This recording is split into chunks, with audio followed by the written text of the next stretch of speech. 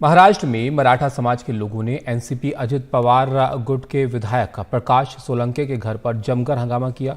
उनके घर, दफ्तर और गाड़ियों पर जमकर पथराव किया और आगजनी की। बीड के माजल गांव में विधानसभा सीट से विधायक प्रकाश सोलंके पर कथित तौर पर एक ऑडियो क्लिप वायरल हुआ था, जिसमें उन्होंने मनोज जरांगे पाटिल को लेकर विवादास्पद बयान दिया था।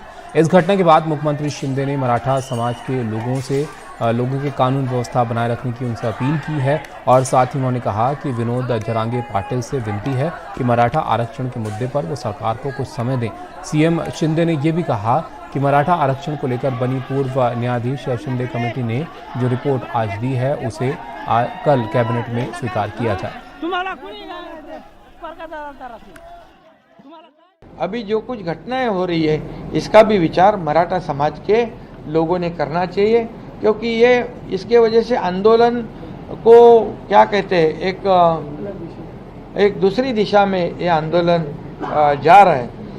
इसलिए मैं इतना ही कहूँगा कि ये सभी लोगों ने सोचने की आवश्यकता है। सरकार अगर कुछ निगेटिव होती तो ऐसा करना हम समझ सकते थे, उचित था, लेकिन सरकार पूरी तरह से गंभीरता से इसमें काम कर रही है।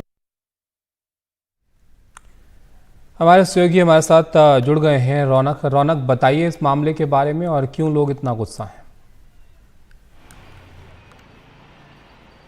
जी देखिए, मुख्य तौर पर मराठाओं को जो आरक्षण चाहिए उसकी मांग लगातार पिछले कुछ महीनों से तेज़ होती हुई दिख रही है, लेकिन आंदोलन जो है अब कहीं ना कहीं दिशाहीन होता हुआ दिख रहा है और सरकार भी इस बात को मानती हुई दिख रही है। आज हमने देखा कि प्रकाश सोलंकी जो कि अजित पवार गुट के विधायक है, महाराष्ट्र के बीड जिले में उनका घर है और उनके घर पर अचानक बड़ी संख्या में मराठा आंदोलनकर्ता पहुँच जाते हैं। पहले नारेबाजी होती है, फिर पत्थर चलाए जाते हैं और नीचे उनके घर में जो पार्किंग में गाड़ियां खड़ी होती है उस पर उसको आग के हवाले कर दिया जाता है। तो निश्चित तौर पर कानून व्यवस्था को लेकर कहीं ना कहीं सवालिया निशान यहां पर खड़ा होता दिख रहा है। हमने देखा कि साल 2018 में जिस वक्त मराठा आंदोलन बहुत पीक पर था, देवेंद्र फडणवीस की महाराष्ट्र में सरकार थी, उस वक्त लाखों की संख्या में कई मोर्चे महाराष्ट्र के अलग अलग शहरों में देखने को मिले, लेकिन एक भी इस तरह की घटनाएं जो है वो देखने को नहीं मिली थी। बहुत ही शिस्त तरीके से ये आंदोलन जो है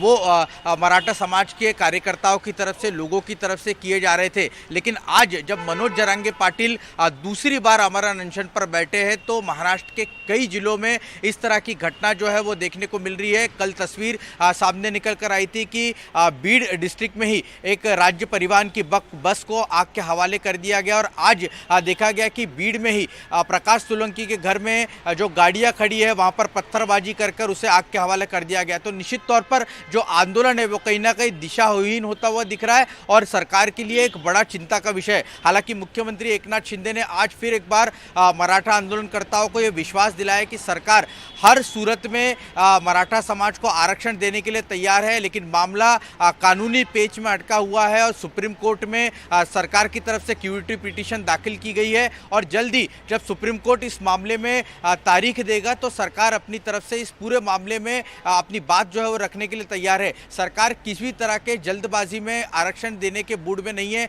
सरकार को लगता है कि अगर इस तरह का कोई कदम उठाए तो वापस सुप्रीम कोर्ट में ये आरक्षण नहीं टिक पाएगा। लिहाजा आरक्षण अगर देना है और मराठा समाज अगर पिछड़ा है तो उन्हें ये न्याय मिलना चाहिए, सरकार की भूमिका है। लेकिन मैं आपको बता दूं कि एक तरफ मनोज जरांगे पाटिल की तबीयत, जो आंदोलन कर रहे हैं महाराष्ट्र के जालना के अंतरवाली सराटी गाँव में, उनकी तबीयत नाजुक होती जा रही है और सरकार के लिए बहुत चिंता का विषय है। मुख्यमंत्री एकनाथ शिंदे ने यह भी बताया कि कल सरकार की तरफ से एक प्रतिनिधि मंडल मनोज जरांगे पाटिल से मुलाकात करने के लिए जाएगा, उन्हें समझाने की कोशिश करेगा कि आपका अनशन जो है वो वापस लीजिए। सरकार हर वो कदम उठा रहा है जिससे कि मराठा समाज को फायदा हो सके और उनके आरक्षण को सुनिश्चित किया जा सके। लिहाजा जो लोग इससे जुड़े हुए हैं वे भी हम देखने को मिल रहा है कि कई जगह पर भड़काऊ बयानबाजी देखने को मिल रही है। कई जो नेता अलग अलग जिलों का दौरा कर रहे हैं वहां पर भी उन्हें रोका जा रहा है, उन्हें काले झंडे दिखाए जा रहे हैं, उनका घेराव किया जा रहा है। तो सबसे बड़ी चिंता सरकार के लिए यह है कि जो आरक्षण है,